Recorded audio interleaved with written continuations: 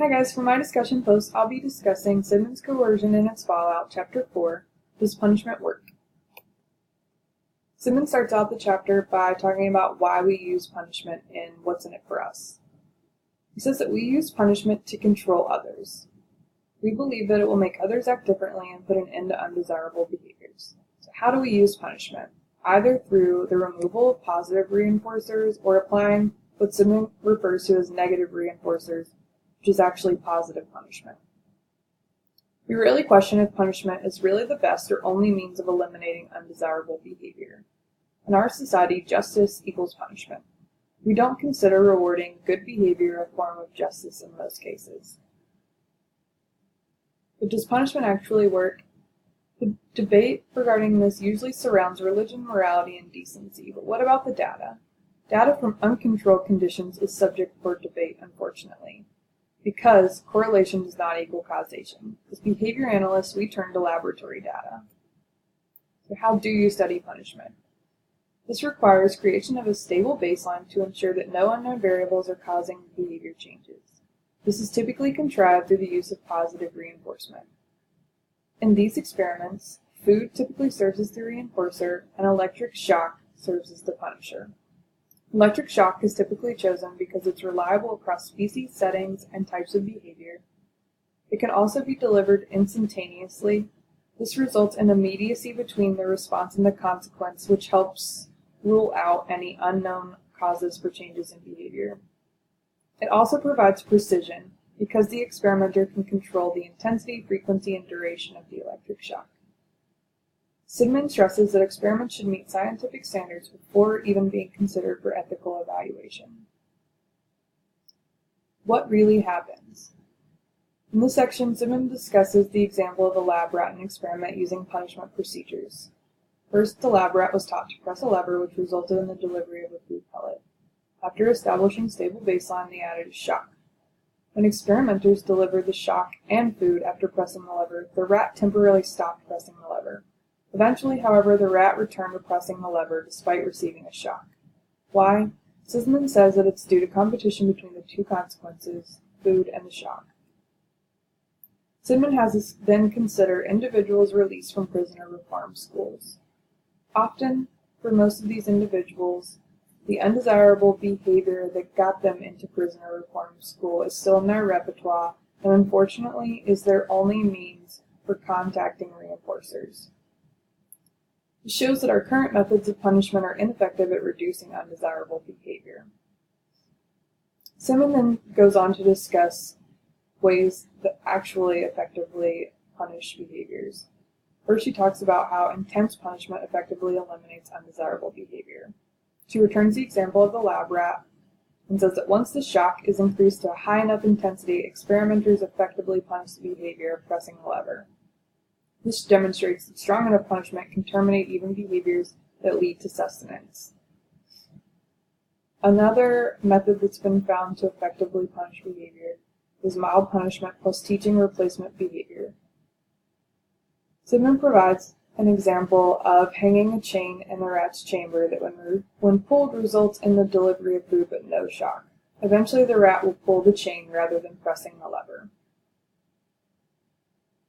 Sidman cautions that the undesirable behavior may be so strong that it actually keeps an individual from engaging in alternative behaviors.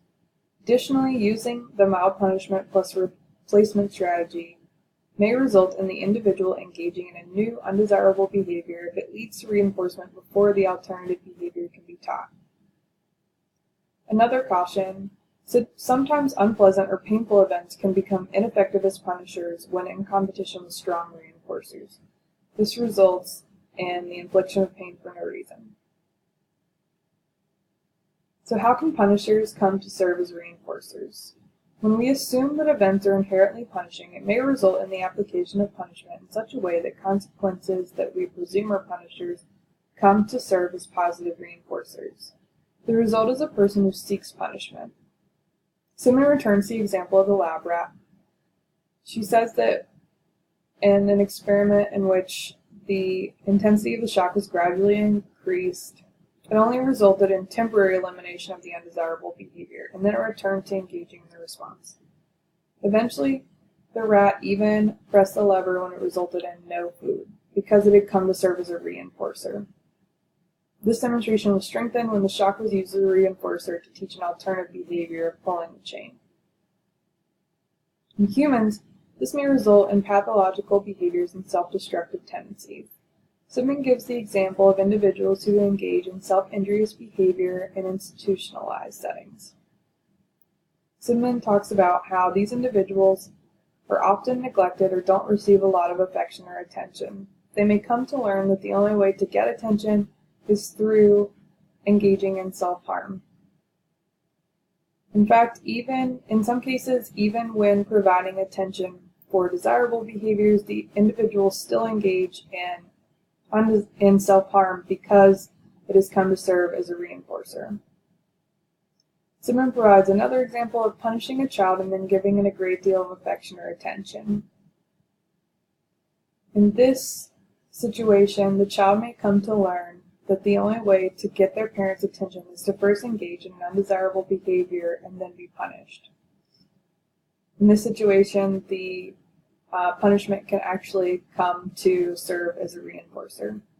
So how does this relate to narcissism or the enjoyment of pain in conjunction with sexual activity?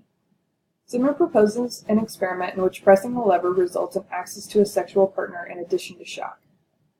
If pressing a different lever results in access to a sexual partner but no shock, which would the animal choose? This demonstration could serve as a non-human model for the explanation of pathological narcissism. In summary, this chapter discussed two ways of effectively punishing undesirable behavior. The first is intense punishment, and the second is mild punishment, which eliminates the undesirable behavior long enough to teach an alternative or replacement behavior. Sidman cautions that this chapter is not a recommendation for the use of punishment. The author says that there are other undesirable consequences associated with the use of punishment in both the person receiving and the person delivering punishers. When we look past the immediate consequences of punishment, we can then devise an argument for changing our society's attitude on coercive control. Here I've posted a couple discussion questions. The first is, what is an example of an undesirable behavior and a method for replacing it with an alternative behavior?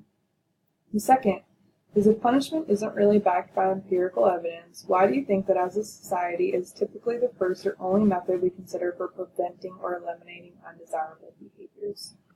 Feel free to answer one or both. Thanks for watching my presentation.